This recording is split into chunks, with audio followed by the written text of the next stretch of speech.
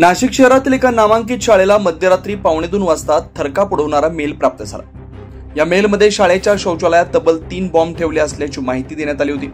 मात्र सकाळी 10 वाजता शाळा प्रशासनाच्या निदर्शनास हा मेल आल्यानंतर एकच खळबळ उडाली।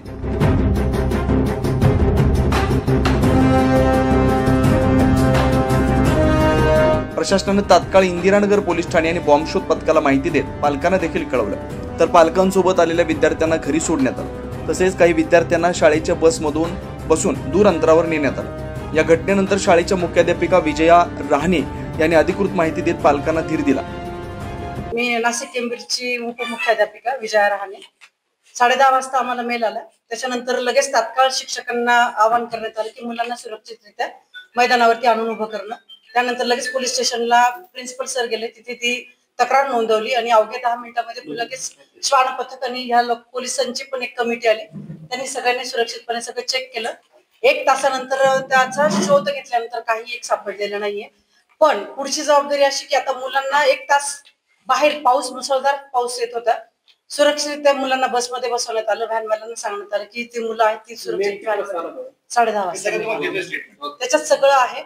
व्हॅनवाल्यांनाही मुलं व्हॅनमध्येच बसवायला लावली। पालकांना लगेच सूचना दिल्या गेल्या की शाळेच्या गेटवरती येऊन मुलांना घेऊन जाणं, जे पालकांसोबत येत आहेत ते। बसची मुलं सुरक्षित बसमध्ये होती, त्याच्यामुळे अशी काही चेंगराचेंगरी झाली नाही। सगळे चुकीचे मेसेज पालकांनी पसरवलेली आहेत आणि शाळेमध्ये अशा काही दुर्घटना झालेल्या नाही। आम्हाला मेल मिळाल्यानंतर लगेच पोलीस व बॉम्बशोध पथकाला माहिती दिली। विद्यार्थ्यांना सुरक्षित घरी पाठवलं। मात्र अचानक शाळेतून अधिकृत मेसेज आल्यानंतर पालकांमध्ये भीतीचं वातावरण पसरलं असल्याची माहिती पालकांनी दिली। अचानक हमको सिर्फ बाहर आने के लिए बोला और हम मैम ने हमको गाइड किया और हम नीचे आए। बस क्या गाइड किया मैडम ने? मैम ने बोला कि वो सर बोल रहे हैं जल्दी जल्दी बाहर आओ, तो हम जल्दी जल्दी बस बाहर आए। क्यों बाहर क्यों बोला बाहर आने का? कारण ने बताया हमको। और जब वो उसको बोल रहे थे कि हम मतलब उसको लाने गए ना उधर, तो उन्होंने बोला कि ये ना इधर मत आओ ऐसा वैसा, और वो मशीन कुछ तो लाई थी बहुत सारी। अच्छा।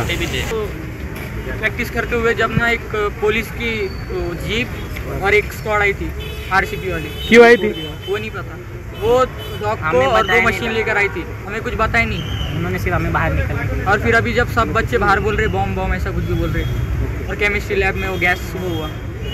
पूरे पेरेंट्स को ये मैसेज आया है कि security assembly is being conduct at the school premises in view of some anonymous mail. मतलब कोई शॉर्ट सर्किट हुआ है वो, उसके वजह से सब बच्चे बाहर आ गए। वो बाहर भेजा है। क्या ऐसे स्कूल की तरफ से आया है? घटना का कुछ पता ही नहीं चला। हाँ, बट अभी तक के स्कूल से आपको कुछ रिस्पॉन्स नहीं मिला है कि क्या हुआ है क्या नहीं, बच्चों का कुछ ऐसा प्रॉपर पता भी क्लियर समझ में नहीं आया है। कोई बोलता शॉर्ट सर्किट हुआ, कोई बोलता क्या बम विकट हुआ, कोई कुछ ऐसे अफवाह आ रही। तो इससे अपने को पता चले कि रेल में क्या है। नाम क्या बच्चा? मजहर शेख, मेरा भतीजा पढ़ता है यहाँ पे, इनान शेख। मुलांना बाहेर काढण्यात आलं। काढल्यानंतर यांनी सगळ्यांनी मुलं एकदम टेकराटेकरीसारखे बाहेर पळाले आणि फारच पालक बिचारे रस्त्यावर एकदम धावपळ करत होते। काही पालक अक्षरशः बाया बिचाऱ्या जीव काळाच्या आतंकाने पळत होत्या।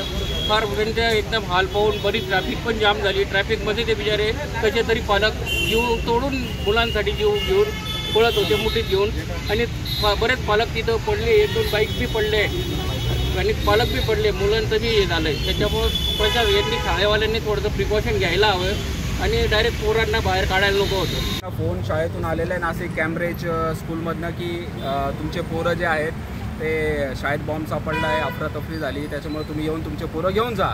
पण ही शाळा म्हणजे इतकी बेजबाबदारपणे अशी काम करते, पोरांना डायरेक्टली रोडावरती सोडून दिला। पालक धावत येत आहे, घेत आहे पोरांना, आणि त्यांचं कुठलंच हे नाही, रोलच नाही आहे। आणि आता आम्ही जेव्हा प्रशासन या शाळेतल्या मॅनेजमेंटला विचारायला गेलो, तर शाळेच्या मॅनेजमेंटवाल्यांनी सिक्युरिटी ऑफिसर जे आहेत त्यांना पुढं करून दिलं की बाबा तुम्ही बोला त्यांना आणि जे काही राहील उद्या।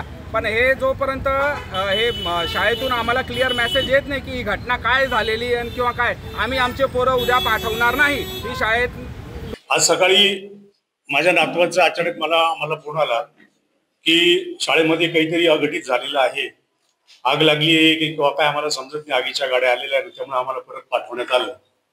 मग शालेय मी प्रशासनाला लगेच फोन केला, विनंती केली की बा काय झालेलं आहे, सगळे जर अंधाधुंद झालेली आहे, मुलं इकडे तिकडे जात आहेत, परिस्थिती काय आहे आम्हाला समजलं पाहिजे। तेवढी तुम्ही या। आता मॅडमशी मी चर्चा केली त्यावेळेस असं समजलं की त्यांना अशा प्रकारचा एक ईमेल आलेला आहे. या ईमेल मध्ये असं म्हटलंय की आम्ही बाथरूम मध्ये बॉम्ब ठेवलेला आहे आणि त्याच्याबाबतची जी काही जबाबदारी आहे ती सगळी शाळे प्रशासनाची राहील असं त्याचा बराचसा उल्लेख आहे. बऱ्याच लोकांना, मुख्यमंत्री साहेबांना, त्यांना पण सगळं ईमेल पाठवलेला आहे. त्या पद्धतीने मग शालेय प्रशासनाने पोलिसांना फोन करून किंवा याच्यात काहीतरी आपण आता हे केलं पाहिजे, पोलिसांना सांगून सगळ्या प्रकारच्या तपासण्या केल्या असता तिथे काही आढळून आलेलं नाही. आणि ही कुठेतरी शालेयाची बदनामी करण्याकरता किंवा मुलांना त्रास होईल अशा पद्धतीने वागून कुठेतरी फसवलेलं आहे शाळेला. आणि याच्या शाळेचं आणि पालकांना बराच मनस्ताप झालेला आहे. अशा या फेक आयडीची आणि फेक जो काही बातमी दिलेली आहे तिची पोलीस प्रशासनाने चौकशी करावी. कारण भविष्यामध्ये परत जर अशी घटना घडली तर मुलांचे अतिशय हाल होत आहे. पावसाळ्याचे दिवस आहे, त्याचप्रमाणे स्टाफचे, शाळेची पण बदनामी होते. त्यामुळं माझी विनंती आहे की पोलिसांनी याबाबत हस्तक्षेप करून अतिशय चांगली कारवाई करून हा ईमेल कोणी पाठवला आहे याचा तपास करणं गरजेचं आहे.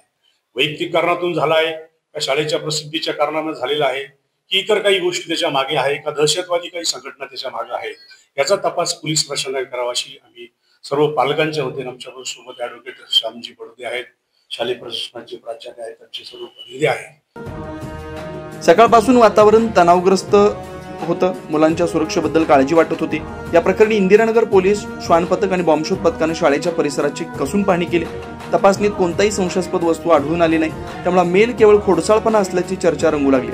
या घटनेमुळे सकाळपासून पालकांमध्ये प्रचंड भीतीचं वातावरण होतं. आता या मेल मागील खरी सत्यता काय याकडे सर्वांचं लक्ष लागलंय. 9 न्यूज महाराष्ट्रासाठी नितीन चव्हाणसह इसाक कुरेशी, नाशिक.